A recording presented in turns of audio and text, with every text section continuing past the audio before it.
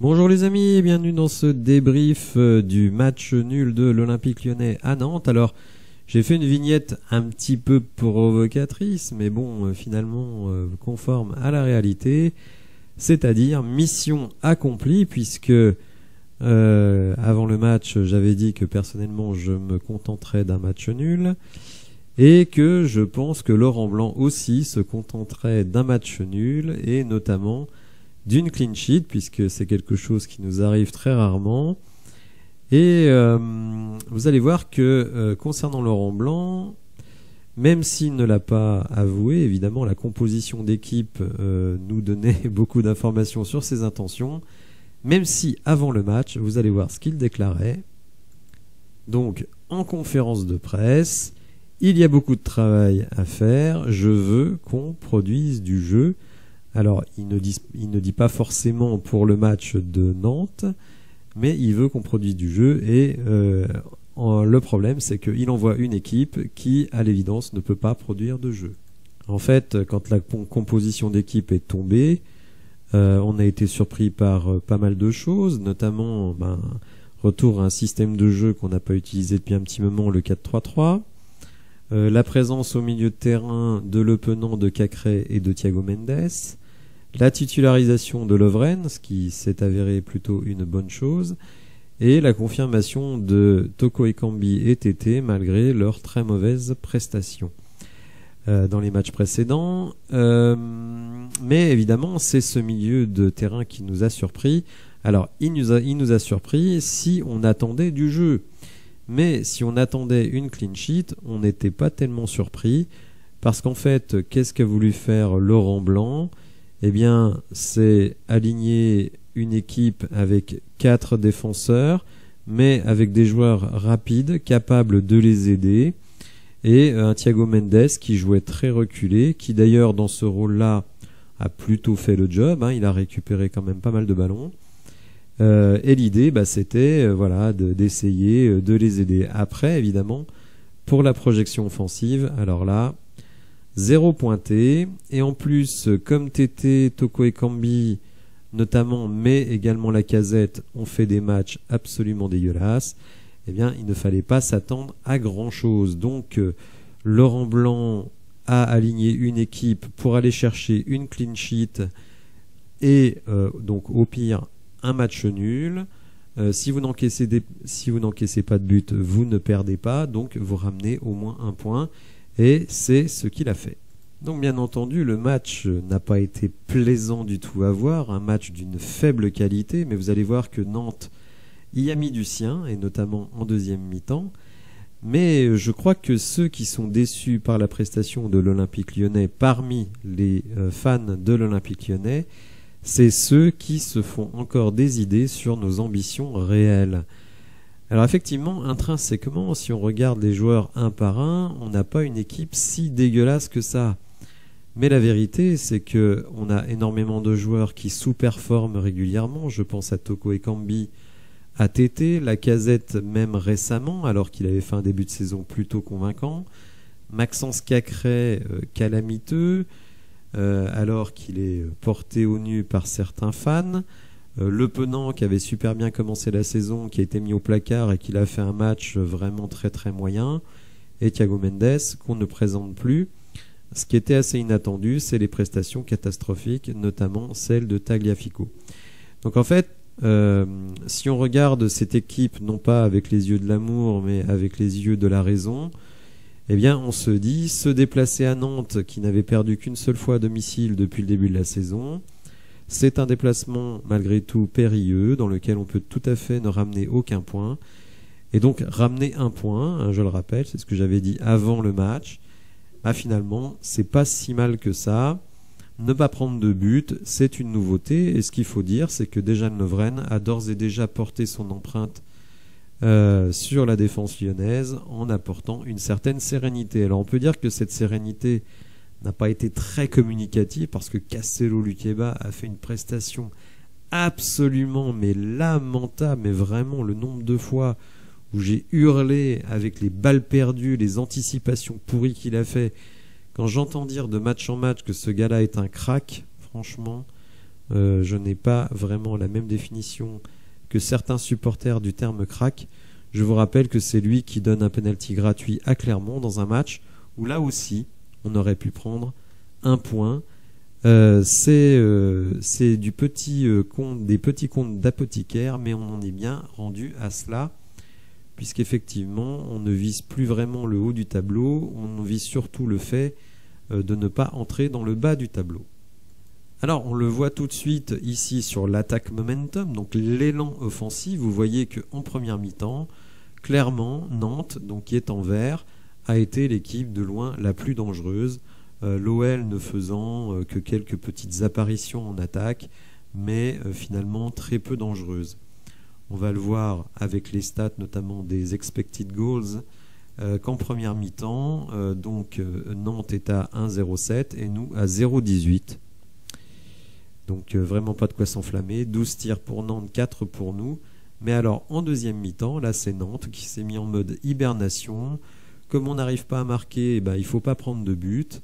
Donc 0,07 XG pour Nantes en deuxième mi-temps et 0,35 pour nous. Donc c'est pas forcément mieux. C'est vrai, on a plutôt dominé la deuxième mi-temps, mais une domination sans être très dangereux, puisque vous le voyez, à l'issue de nos 10 tirs, nous avons que 0,53 XG. Donc vraiment quelque chose de famélique. Mais après, évidemment, comme je l'ai dit, l'intention de Laurent Blanc en envoyant cette équipe, c'était de ne pas prendre de but. Donc de ce point de vue-là, mission accomplie. Pas prendre de but, c'est vous assurer au moins un point. Et ce point, donc on l'a ramené. Donc je pense que pour Laurent Blanc, malgré des déclarations de déception, je pense qu'il n'est pas mécontent du résultat final. Alors si j'étais supporter nantais, je serais quand même un petit peu frustré, parce que quand on voit ce que fait cette équipe en deuxième mi-temps, à domicile, on a quand même de quoi halluciner. Je veux bien qu'on adresse toutes les critiques que l'on veuille à l'Olympique Lyonnais, mais franchement, Nantes en deuxième mi-temps, c'est carrément scandaleux à domicile. Je me mets à la place de ceux qui ont payé leur place pour voir un tel spectacle, qui était, il faut bien le dire, vraiment affligeant. Je vous ai passé dans un premier temps les déclarations de Laurent Blanc avant le match, mais on va regarder ce qu'il a dit après le match. Et vous allez voir que finalement, je pense avoir raison sur son état d'esprit. Il nous dit « Ça va peut-être vous paraître bête, mais le nul à Nantes dans le contexte, je ne dis pas que je m'en contente parce qu'il y avait la place pour faire mieux, notamment en deuxième mi-temps, mais ce qui te plombe, c'est la contre-performance à domicile contre Clermont.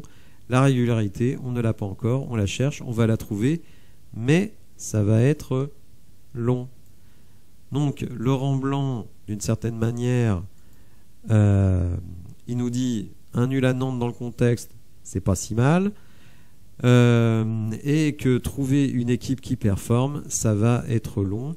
Et évidemment, de ce que l'on voit de match en match, on peut se douter que ça va être long. Même un mercato, on va dire, un peu plus actif au mois de janvier, à mon sens, peut, on va dire, un peu stabiliser l'équipe, mais il faudra certainement pas s'attendre à des miracles. Alors Laurent Blanc se montre plutôt conciliant avec ses joueurs, puisque Tété et Karl Toko Ekambi ont fait des matchs absolument abominables. Et donc sur les joueurs de couloir, il dit il y en a de moins en moins, c'est difficile de trouver des joueurs de couloir performants. On a récupéré beaucoup de joueurs, mais des joueurs qui n'étaient pas à 100%. C'est bien de les avoir récupérés parce que notre vestiaire est devenu plus rempli, alors qu'il était quasiment vide. Le seul problème, que quand tu récupères ces joueurs-là, ils ne sont pas encore aptes à 100%. L'équipe de ce mercredi soir était mieux, mais elle sera mieux dans l'avenir. Enfin, je l'espère.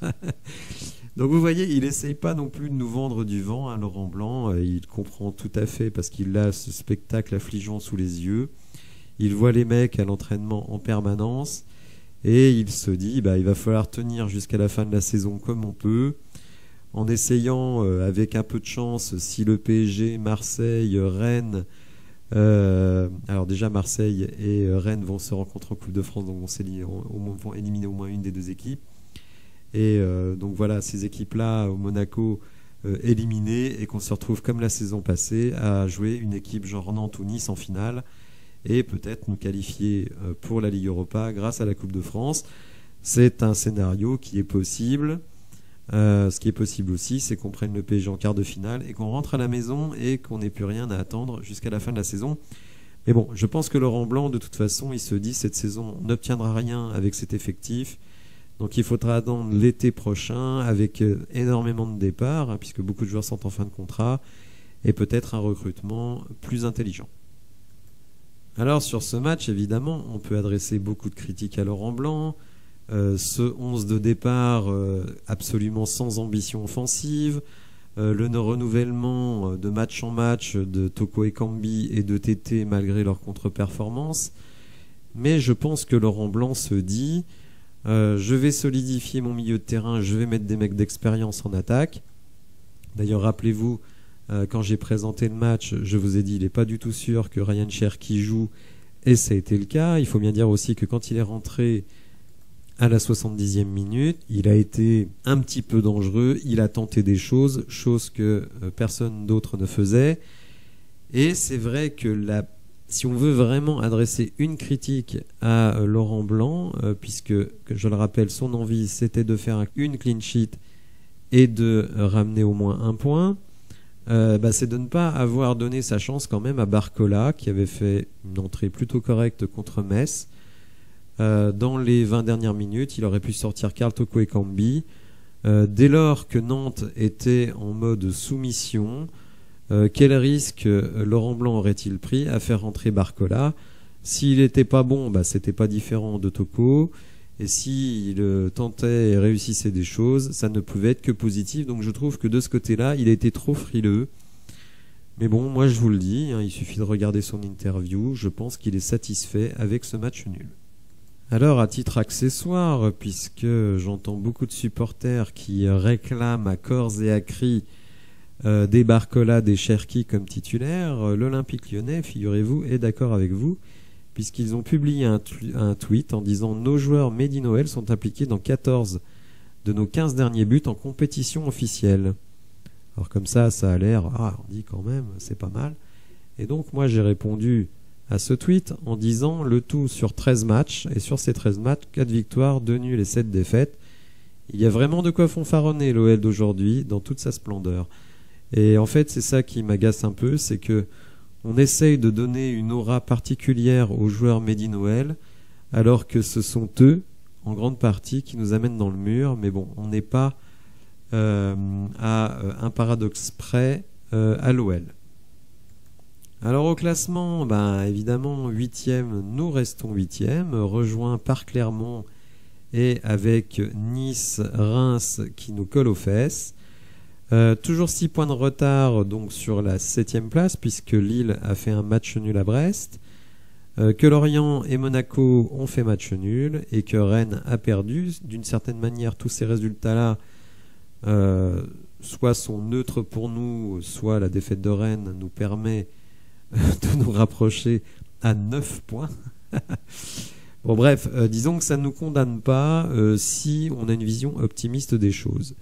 Notre prochain match, donc, c'est le 14, tout simplement dans 2 jours. Et donc on reçoit Strasbourg. Alors Strasbourg, qui, vous le voyez, est 19e du championnat, mais qui vient de faire quand même une belle performance en faisant match nul à domicile face à Lens. Alors, à l'extérieur, Strasbourg, depuis le début de la saison, c'est une victoire donc à Angers, donc qui est dernier du championnat.